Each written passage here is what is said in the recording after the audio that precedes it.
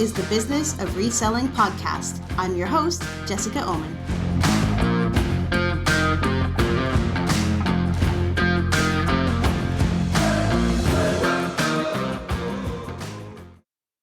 Hey everyone, it's episode 35 of the Business of Reselling podcast. Okay, I know at the end of the last episode, I said that this episode would be about experiments with keywords on eBay, but honestly, I'm a little behind in my experimentation. So I'm going to save that for a future episode, probably the next one. But what I've started to do is run some experiments with adding certain keywords into some of my listings that are unlikely to show up in search. So I've added a keyword that doesn't show up in Hot Wheels listings, but is still related to Hot Wheels in some way. And I'm inserting that in a few of my listings in different places, titles and descriptions and item specifics to kind of do some experiments with when and where different keywords pop up in my listings.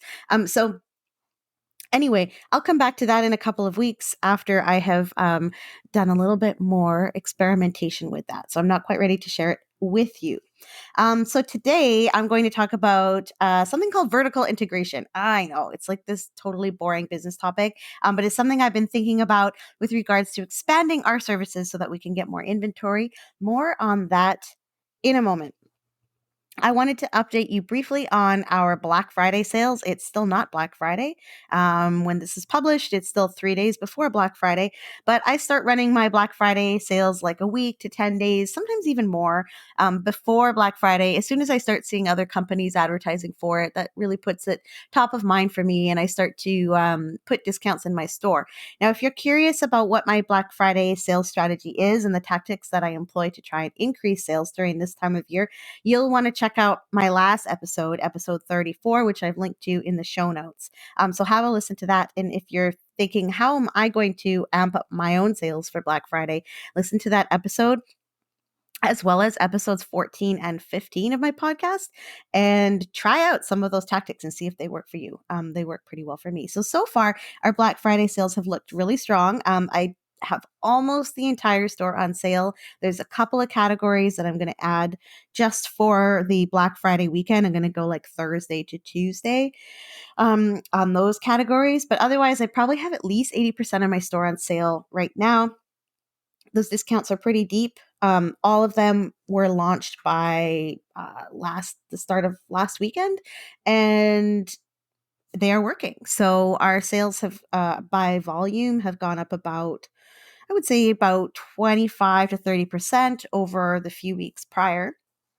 I'm pretty happy about that. And we're moving a lot of old inventory that I don't really want around anymore. We're also moving some low value items, which is always a great thing for me.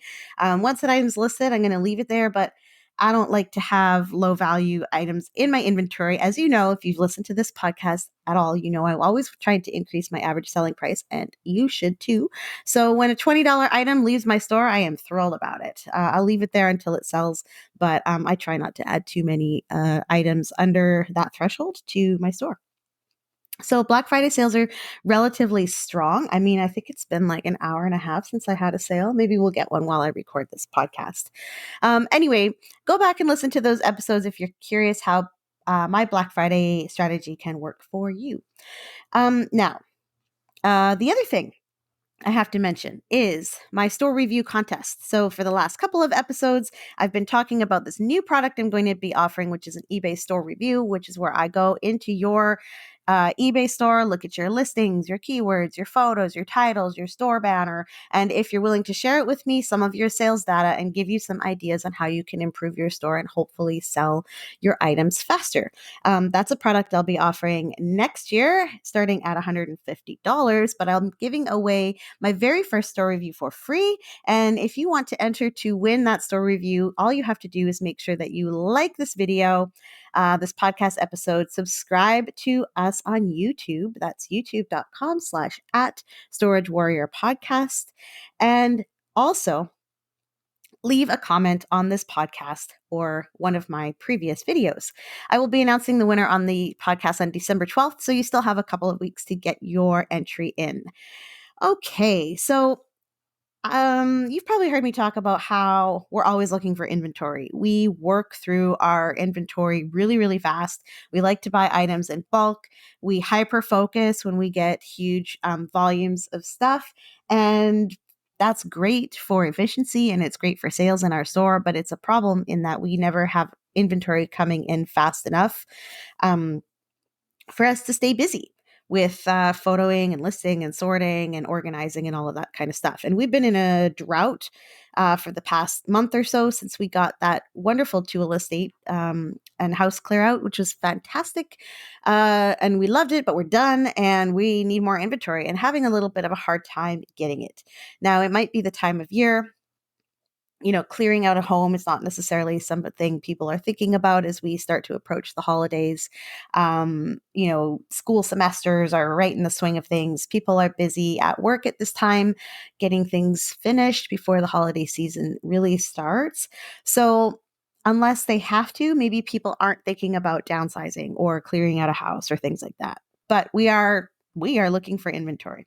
So, I have been thinking about offering residential junk hauling as a service within our business. Our business is called Storage Warrior. We could have an offshoot called Junk Warrior. There's all kinds of ways I could think of to kind of position a service like this. But I was thinking about junk hauling as a way to acquire inventory on a more regular basis. So, this idea of integrating a related service into an existing business is something in the world of business that we call vertical integration. It's such a boring phrase, honestly. If you're curious what vertical integration is, so according to The Balance, and I've linked to this in the show notes as well, vertical integration is a business strategy in which a company controls multiple stages of its production process and supply chain, minimizing or eliminating the need for outside entities. So, one of the ways that we sometimes acquire inventory is through junk haulers. We know a few who occasionally stop by our warehouse. We're always trying to network and connect with more junk hauling services, and pay them for their time. So if they're willing to stop by our warehouse and let us go through their trucks while they're on their way to the dump, we could potentially buy things directly out of the trucks. And we've done it before. And this reduces their tipping fees and also puts a little bit of extra money in their pocket. So it's a bit more profitable for the junk haulers. Problem is, it's extremely inconsistent. So they often don't have time to call us, or they forget to call us, or they're hauling all kinds of things that are not good for our business, and they know that. So there's all kinds of reasons, but we're not getting inventory in a consistent way. However, we also know that junk haulers are throwing out fantastic stuff all the time. And we would like to be able to intercept more of that junk. So, because junk haulers are part of our sourcing supply chain, I thought maybe we could integrate that service into our existing business and hopefully have more frequent access to some potentially great inventory for our online store. So our struggles to find this reliable and consistent sourcing method continue. And I just wonder if residential junk hauling is something that we should offer. So on today's episode, I just wanted to verbalize some of the pros and cons of expanding your services and also ask you if this is something you have thought about or maybe even tried. And if you have tried it, how did it work for you to help you scale up your reselling business? So, thinking about some of the pros of offering junk hauling, first of all, there's greater control. So, we have more control over what inventory we keep, what when we source it, how frequently we take these jobs. My sense, although I need to do a little more research, is that there's probably a lot of room in this market, even though a lot of people offer junk hauling in Vancouver. There's tons of companies. There seems to be no shortage of demand for the service. So I do think that we could get clients and hopefully enough that we could pick and choose the jobs that we take so that we can go after the specific types of inventory that we want. And we don't have to wait for other junk haulers to make time for us because they are in the business of just getting their truck empty as fast as possible. And I understand that they don't always want to or are not able to take the time to stop by our warehouse. So we think we could have a little bit more control over our supply chain if we were offering residential junk hauling ourselves. And we could specify only residences, storage units, garages, just to, avoid things like getting called for like drywall removal and things like that, because obviously that's not going to be good for our core business. So there's that pro. There's also reduced costs, and with reduced costs should come increased profitability. We can charge for the service of junk removal and acquire the inventory as well to sell versus paying junk haulers for the stuff. So it's kind of a way to get paid to acquire inventory, although it does come with additional labor costs and additional time spent to sort through all of that junk. In the end, we could also end up with better product quality overall, being more picky about what we choose for resale. Sometimes we buy something from someone who comes by the warehouse just because we don't want to waste people's time. If you're going to bring some stuff to my warehouse, I'm going to do my best to make a deal with you because I really appreciate the fact that you've come all the way down there with some stuff and ask us if we want to buy it. So I'll try to buy stuff, but sometimes I end up buying stuff that I'm not really sure that I want, things that are like long tail inventory or lower value items, because I just really want to show the person that I appreciate them coming by, but it's not necessarily ideal inventory for our store. So if we were doing residential junk hauling ourselves, then I wouldn't have to worry about that. So there would be no guilt. um, so those are some of the pros, some of the things that make me kind of excited about offering that service. The cons: increased capital. If this was something that there was a lot of demand for and we got a lot of calls, we would need a tipper truck. We only have a pickup right now. So if we had larger loads, we would need a larger vehicle, or we would be renting like U-Hauls all the time when we needed them. So there's a capital cost that we'd have to consider. We have the money, we could buy a truck. Having access to the money isn't the problem, but is that something I want to spend $30,000 or $40,000 on? I'm not sure. As well, offering an additional service comes with higher operating costs if we have physical constraints or time constraints, because we are still trying to operate our core business and we have very limited staff. Then we would probably have to hire laborers to do the job, and obviously pay those people fairly. So that's an increased operating cost that I have to make sure comes with enough inventory to make it worthwhile to hire additional employees.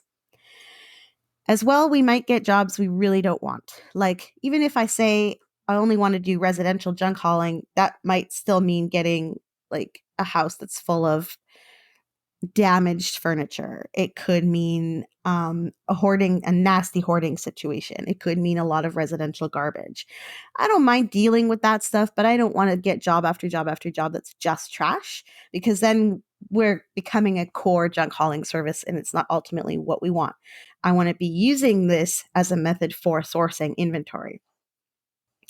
And of course, this is not our core competency. We don't want to end up doing a lot of labor work ourselves when it's not the thing that we know best. And it's also not what we're passionate about. So I don't want to lose my enthusiasm for the business by having to spend so much time doing junk hauling, which is something I personally don't really want to do. So those are some of the cons. So I'm thinking about this as an ongoing method for sourcing, and I really want to know what you think about it. Do you think we should add residential junk hauling to our services? Have you ever tried this approach? I was also thinking about how a service like this might work in a less urban area. We've been, kind of tossing around the idea of getting out of Vancouver. How far out we would go depends on a lot of factors. But is this something that we could move to a different area if we decided to do that? Would it work in a less populated region? I'm not sure, but it could be an option to consider even for you if you live in a smaller community and you're looking to increase your own sourcing, if you're struggling to find inventory in your area. Because I have heard from sellers that live in more rural areas that sourcing can be a big challenge there as well. I think we all run into this challenge sort of no matter where we live. So what do you think? Leave a comment. Let me know. Leaving a comment will enter you into the contest to win an eBay store review. And I'm really curious about your opinion on this type of vertical integration. If you think we should do it, or if you know somebody who has done it successfully or not. What was the story there? So my experiment with searchable keywords is going on now. And hopefully by the time I'm coming around to doing the next episode, that will be finished and I'll have some interesting results to report to you. Otherwise, if I'm not done, I will do the next episode on something else. But don't forget to subscribe to the podcast. Anywhere you get your podcast, you can just go to businessofreselling.com and get all the audio versions that way. But don't forget, if you want to check out some of the additional video content that I post, as well as get entered into the store review contest, you do have to like and subscribe at youtube.com/at Storage Warrior Podcast. And of course, as is so apropos for this episode, we're always buying. You should know that by now. If you hook us up with a great pick in the Pacific Northwest, Oregon, Washington State, maybe Idaho, and of course here in our home of British Columbia, Canada, we will make sure you're handsomely rewarded with a gift. So keep us in mind if you hear of anybody who's liquidating. And we'll talk to you next week.